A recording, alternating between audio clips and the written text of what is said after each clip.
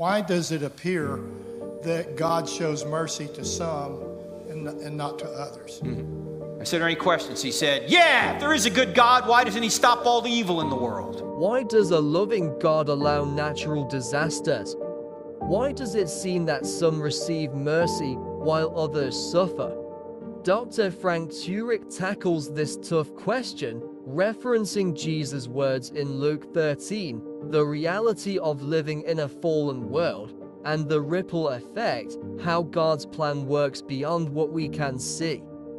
Drawing from Romans 8 verse 28, the story of Joseph in Genesis, and real-world tragedies, Dr. Turek explains why God permits suffering and how he can bring good from it. Dr. Turek, we hear a lot, read a lot about if God were a God of love, why all the natural disasters? Why does it appear that God shows mercy to some and not to others? For example, the hurricane just went up the East Coast. We have family in the East Coast of Florida. We prayed that God would show them mercy. And yet at the same time, it doesn't appear that he showed mercy to the people of Bahamas. Yeah, you're right. Excellent question, sir. In fact, we just did 3 nights ago now, we did a session at the University of North Carolina at Charlotte. And the reason we went there, it's not just because I live there, but they just had a school shooting there just in April. And so we wanted to go on the campus and minister to the students, not just me, but my friend Bryce Brooks, the guy that wrote the book God's Not Dead, which turned into the movies. There's like 3 God's Not Dead movies. And so we dealt with that a little bit there. Now that would be an example of moral evil, one human being doing something evil to another human being. You're asking the question about natural evil. And actually, Jesus answered those questions in Luke chapter 13. If you go to Luke chapter 13, Jesus talks about the fact that, do you think that the tower that fell on the people of Siloam, do you think that those people were worse sinners than others? That's a natural disaster, right? And what does he say? He says, no, but unless you repent, that will happen to you as well. The point here is we live in a fallen world, and things will go wrong. Initially, this world got fallen because of our own sin, and things will go wrong even to people who are Christians. In fact, does God promise no harm will come upon Christians? No, of course not. In fact, he promises the exact opposite. He says, if they persecuted me, they're going to persecute you. But take heart, I've overcome the world. Paul says, everybody who lives a godly life in Christ Jesus will be persecuted. Whether that's through other people or maybe even through natural disasters or sickness or difficulty. Now you might ask, okay, and we have an entire section of the book, Stealing from God, on this, so I'm just giving you the real short answer. What possible good can come from a hurricane coming in and wiping a bunch of homes out and even killing people? We might not see any good that comes from it from our perspective, but that doesn't mean God can't bring good later. In fact, he promises to bring good in Romans chapter 8, where he says that, let me get the verse down. It's 8:28. For all things work together for good to those that love God and are called according to his purpose. He doesn't say all things are good. They work together for good. You say, Frank, there's no way I can see how good can come from it. Of course you can't. Why? You're finite. God is infinite.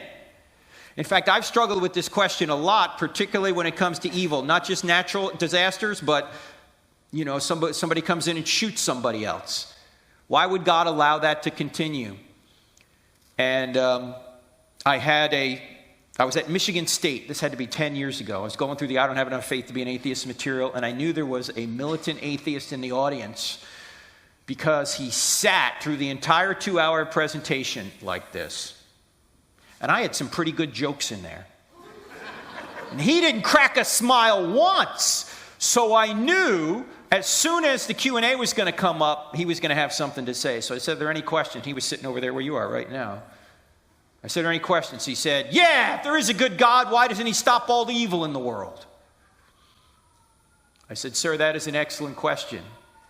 Maybe because if he did, he might start with you and me, because we do evil every day.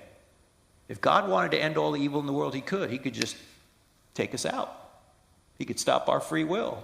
The reason there's evil in the world is because there's free will.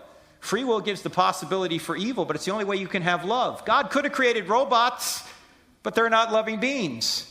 So he gives us free will and allows us to do with it what we will, knowing that he can redeem it. So let me go back to the last point, and then we'll come to your question, man. Although I might not be able to see how good can come from, say, a natural disaster, and some people will die in a natural disaster, get hurt, God can see it because he's outside of time. There's something known as the ripple effect. Have you heard of the ripple effect? It's also called the butterfly effect, that a butterfly, say, flapping its wings in South Africa can set a chain of events off that create a hurricane called Hurricane Dorian, right? We can't trace how all those dominoes fall after that butterfly flaps its wings, but of course an omnipotent being could. It ripples forward. I can't see any good coming out of a baby dying. But maybe a baby dying today sets forth a series of events that are partially responsible to bring forth a great evangelist 500 years from now who saves millions of people. I can't trace all those ripples, but God can. By the way, we see the ripple effect in the Bible, actually. In Joseph from the Old Testament, you remember Joseph? He's sold into slavery by his brothers into Egypt, and somehow he raises to prominence in Egypt. He puts aside a whole bunch of grain. Then the very family that sold him into slavery leaves Israel to come to Egypt to escape the famine. And as soon as Joseph sees him, what does he say? You dirty rats, you're going to pay for what you did to me. No, he doesn't say that. What does he say? What you planned for evil, God meant for good, the saving of many lives. In fact, in that story, the evil perpetrators did evil and it rippled forward to help them later.